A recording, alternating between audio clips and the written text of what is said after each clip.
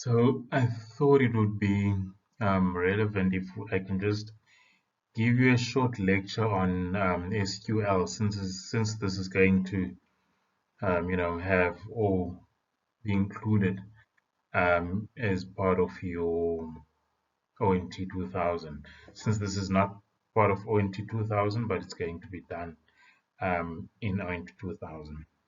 So let's just look at the background, what structured query languages are or is.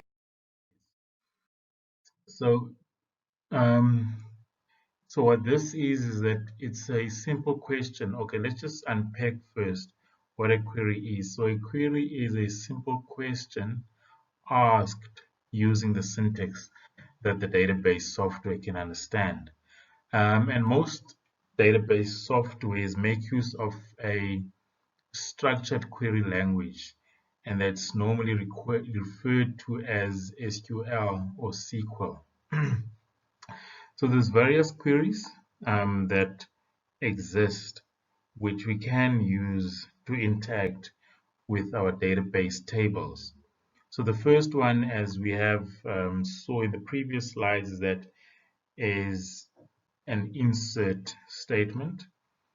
So what that means is that you are adding a data record into a database table. And then the second one is an update. So what an update does is that it changes a field or fields in a database table. And then the third one is a delete statement. So what a delete statement does is it deletes a record from a database table. And then the final one is a select statement. What this does is to retrieve specific data from a database table or tables. So let us first look at the first one, an insert statement. So what does an insert statement entail? So the first thing that you want to do is to say insert into. And where do you want to insert into? Into a table, and you specify a table name. And then you specify into brackets the columns that you want to insert. And then now lastly, you specify the data values for those columns, or you specify placeholders for that. So let's look at our table here for an example, which is TBL. It's supposed to be TBL, sorry about the O. So this is supposed to be TBL student. So what our student table has is a column for the actual columns and then the data type.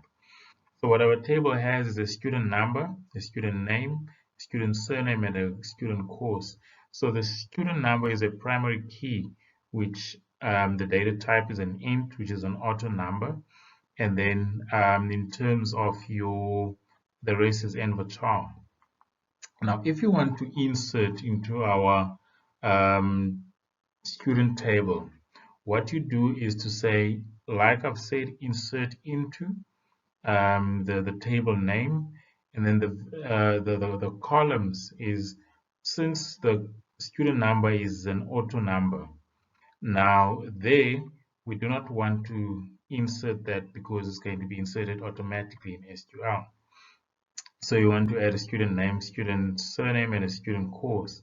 And then now the values, the actual values is my name, then my surname, and then the course. So those are the actual values. But now that's not the SQL statement that you're going to write.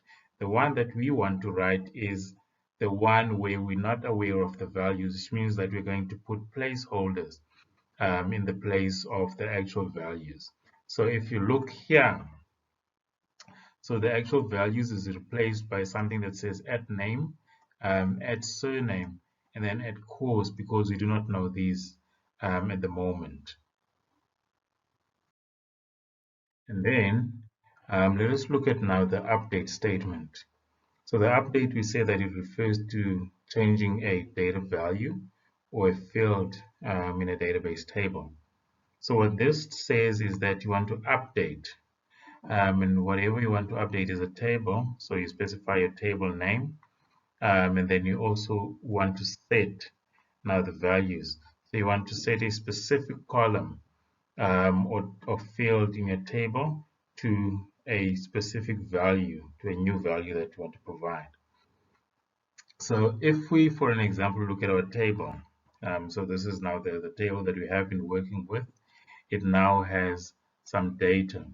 So the first student is Joe David, who does accounting. The second student is Arco whatever, who does law. The third student does engineering.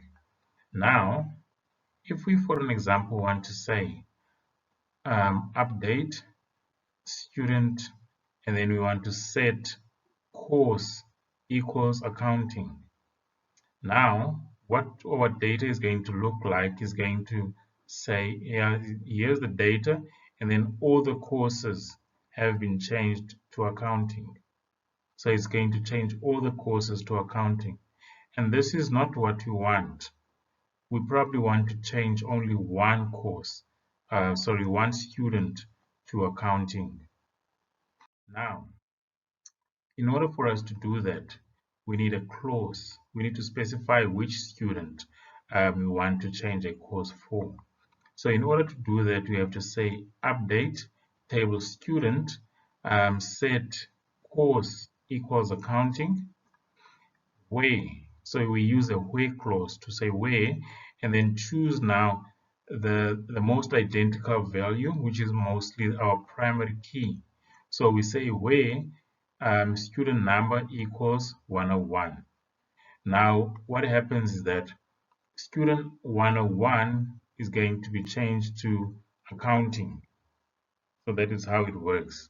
Because if you do not have the where clause, it's going to change everything, which is now not the point. Okay. And then, so now the general one is going to say update table student set course equals at course, because we do not know what exactly the course that we want to change to. And then the where clause is going to say where student number equals at student number, because we do not know which student wants to change a course. And we're going to specify this in code when we're doing Visual Studio, which is going to be for the next video. So now, in terms of